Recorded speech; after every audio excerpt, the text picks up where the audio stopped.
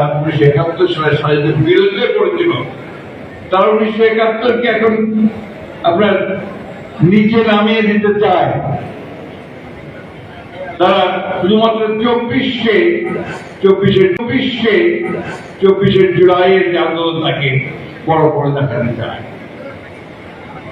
আমরা 1924-এর যে আন্দোলন সেটা 15 বছর ধরে করে থাকি, এক আধ দিন নয়।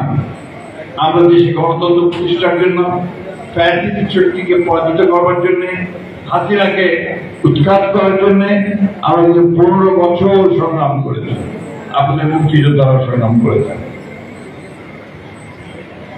আজকে যদি কেউ দাবি করেন যে এককভাবে তারা যে নেতৃত্ব, আমরা সেটা মানতে রাজি নই। আমাদের 60 লক্ষ মানুষের বিরুদ্ধে মিথ্যা মামলা হয়েছে।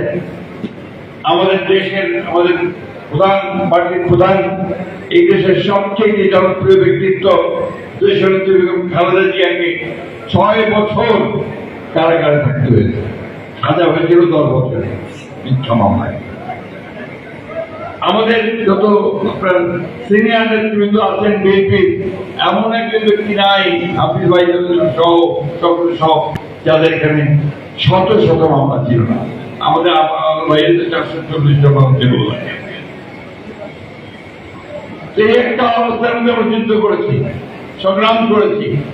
আমাদের ইলিয়াস ভাই সহ 1700 মানুষকে খুন করে দেওয়া হয়েছে, 20,000 মানুষকে খুন করা হয়েছে। একটা ফ্যাসিবাদী দানবীয় রাষ্ট্র কায়েম করা হয়েছিল শেখ হাসিনা। আমরা সেটার বিরুদ্ধে লড়াই করেছি। আজকে এখানে বিভক্তি আমরা আনতে চাই না, কিন্তু অত্যন্ত পরিকল্পিত ভাবে কিছু কিছু শক্তি, কিছু মানুষ এখানে বিভক্তি আনতে চায়। 1971 সালকে যারা বলিয়ে দিতে চায়, তাদের লক্ষ্য একটাই, তারা 1971-কে অস্বীকার করতে চায়। এবং আমরা যে বাংলাদেশে একটা স্বাধীন সার্বভৌম রাষ্ট্র হয়েছি লড়াই করে, যুদ্ধের মধ্য দিয়ে, আমাদের নেতা শেখ মুজিবুর রহমানের ঘোষণার মধ্য দিয়ে, সেটাকে তারা অস্বীকার করতে চায়। আমরা এই ব্যাপারে খুব পরিষ্কার করে বলতে চাই, 1971 সালকে ভুলিয়ে দেওয়ার কোন অবকাশ নেই। কারণ ওটাই এটা আমাদের জন্মের ঠিকানা। এই দেশে, এই ভূখণ্ড একটা স্বাধীন দেশ হিসাবে মানতে হবে।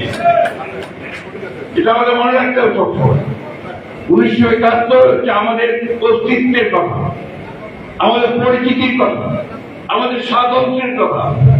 সেই দিন যে ঘোষণা হয়েছিল স্বাধীনতার, সেই ঘোষণাতে আমাদের নতুন জাতি হিসেবে আত্মপ্রকাশের কথা।